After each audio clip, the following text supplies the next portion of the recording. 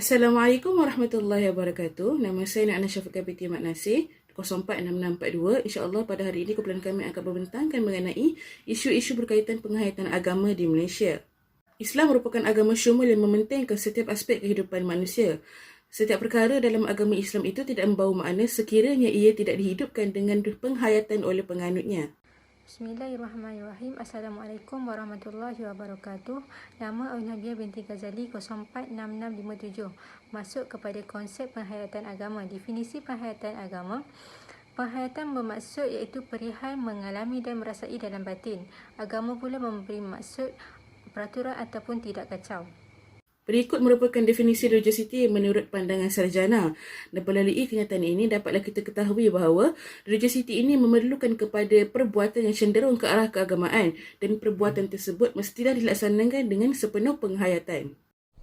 Assalamualaikum warahmatullahi wabarakatuh. Nama Zawiyah binti Narawi, nombor matrik 046789 dan insyaAllah saya akan sambung pembentangan daripada saudari Aina. Jadi, kesedaran Islam ni dia sangat penting kerana penghayatan Islam ni dia bermula dengan adanya kesedaran dan kebangkitan Islam. Kesedaran Islam ni adalah proses menghidupkan kembali penghayatan Islam dalam kehidupan dengan mempraktikkan kembali nilai-nilai Islam dan hukum-hukum berdasarkan Quran dan Sunnah. 7 prinsip yang dibawakan oleh Jamiah Manab et al. Ini dikenal pasti sebagai panduan kepada kelangsungan penghayatan agama dalam diri individu Muslim, juga sebagai asas kepada ukuran tahap religiosity dan ukuran tahap kepatuhan seorang Muslim dalam melaksanakan perintah Allah Subhanahu Wa Taala. Kemudian, ini merupakan dalil-dalil penghayatan Islam dan apa yang saya dapat simpulkan adalah agama Islam adalah satu-satunya agama yang dapat membentuk tasawur Islam yang betul dan penghayatan Islam yang betul itu boleh mempengaruhi kualiti peribadi seseorang Muslim.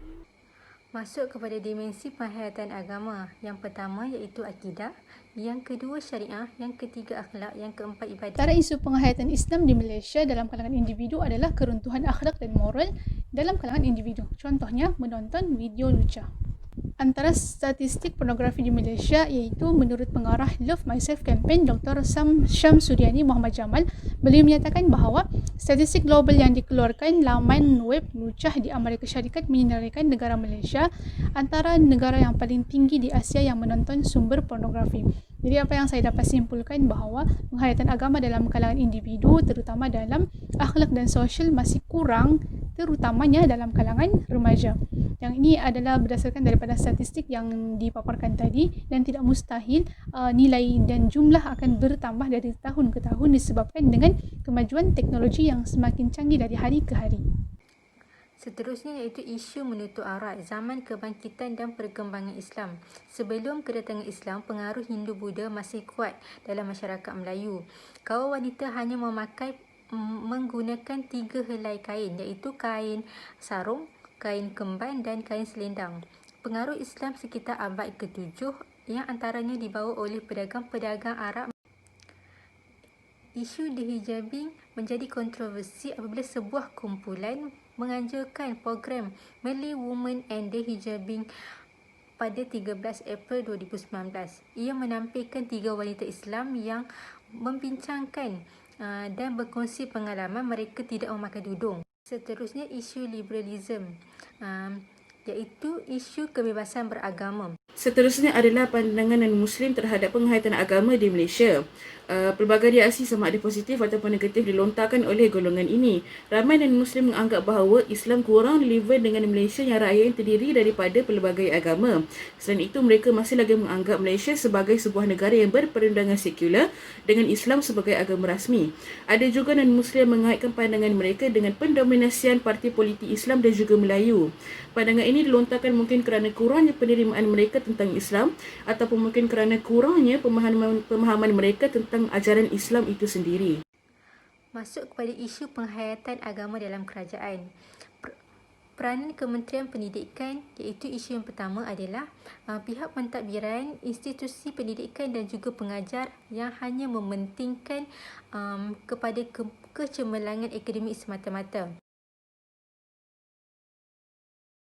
Isu yang kedua iaitu isu tulisan jawi apabila orang non-Muslim tidak setuju terhadap penyelarasan pembelajaran tulisan jawi di sekolah vernakular. Seterusnya, peranan Kementerian Agama.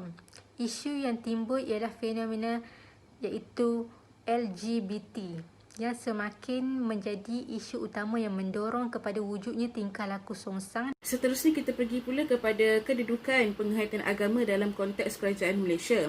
Meskipun Islam sebagai agama persekutuan sudah termaktub dalam Perlembagaan Persekutuan, masih lagi ada hukuman mahkamah yang memakai undang-undang sekular yang wujud sebelum Perlembagaan Persekutuan. Seterusnya, konflik kuasa mahkamah syariah dan sivil sudah sekian lama bertapak walaupun sudah ada pindaan dalam perkara 1211A dalam Perlembagaan Persekutuan.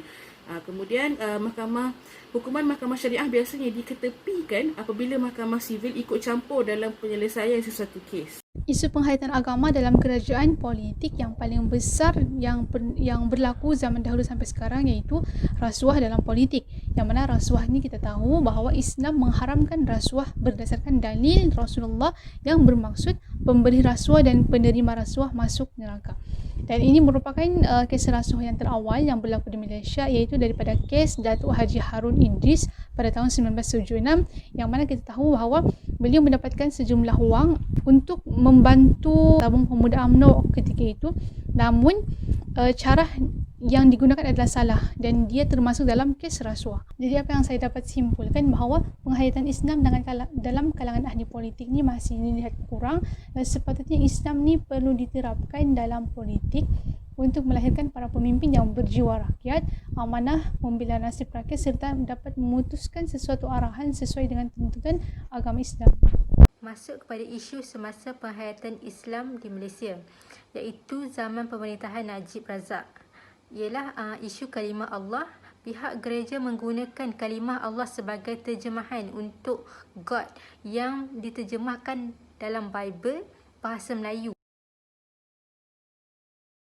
Seterusnya, isu pembinaan kuil. Isu pembinaan kuil Hindu di Seksyen 23 Shah Alam, Selangor yang telah menimbulkan kemarahan penduduk Melayu Islam di kawasan berkenaan. Berikut merupakan kenyataan-kenyataan yang meresahkan umat Islam pada era pemerintahan Kerajaan Pakatan Harapan tahun 2018 hingga 2019. Dapat kita lihat penyelesaian isu-isu berbangkit oleh Kerajaan Pakatan Harapan ini dilihat berpihak kepada golongan liberal, golongan sekular dan juga golongan anti-Islam. Kenyataan Kerajaan Pakatan Harapan ini juga dilihat menggugat kedudukan Islam sebagai agama rasmi Malaysia, mengenepikan kepentingan umat Islam di Malaysia, seterusnya membawa kepada salah tafsiran dalam kalangan masyarakat. Juga kenyataan tersebut bercanggah pendapat dengan ilmuwan Islam.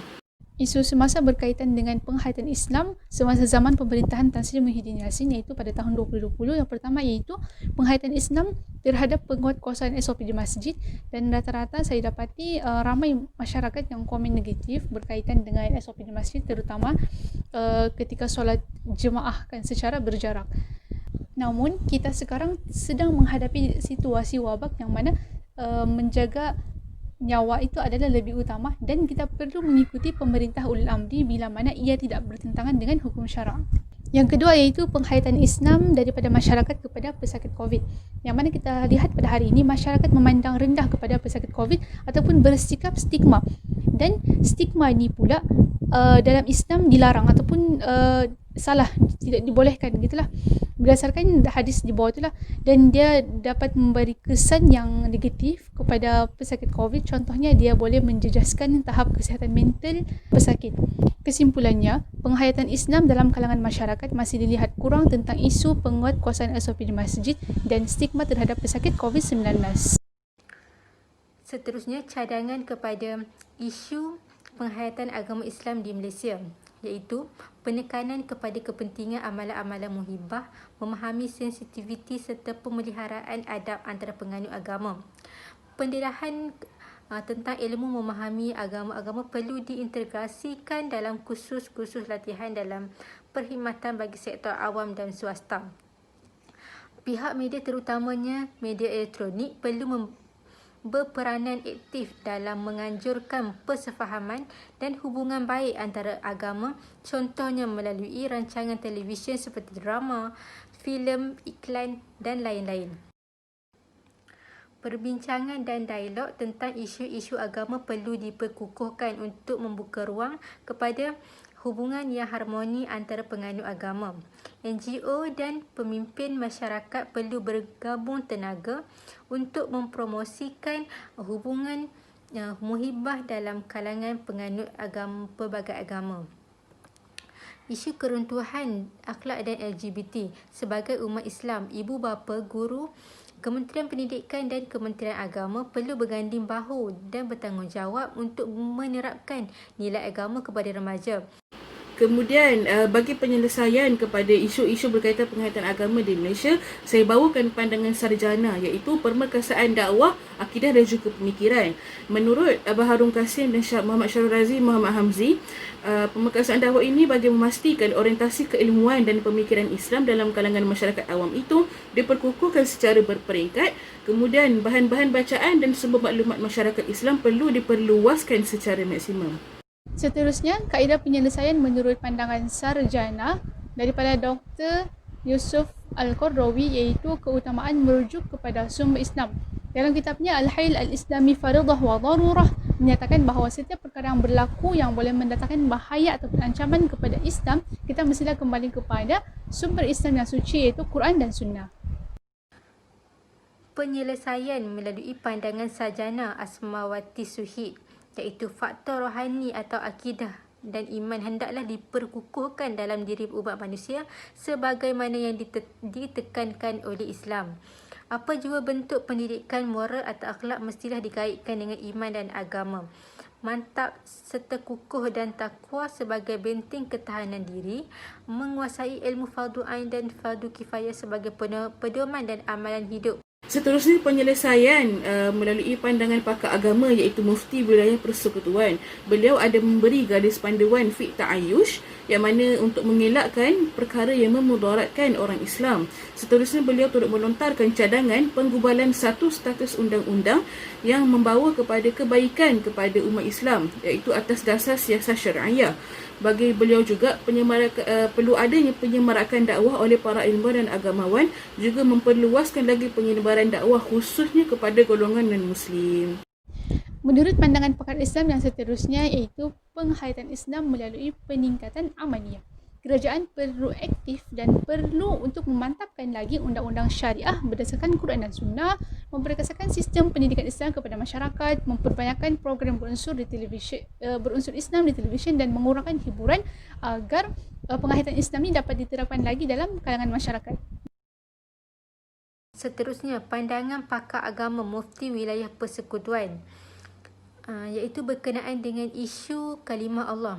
Penggunaan nama Allah oleh orang bukan Islam di negara ini bagi merujuk kepada Tuhan mereka adalah sesuatu yang tidak wajar dan bukan merupakan hak mereka. Sebaliknya, merupakan tanggungjawab mereka untuk menghormati penggunaan nama Allah yang benar oleh umat Islam dan tanggungjawab umat Islam untuk melindunginya daripada dicemari.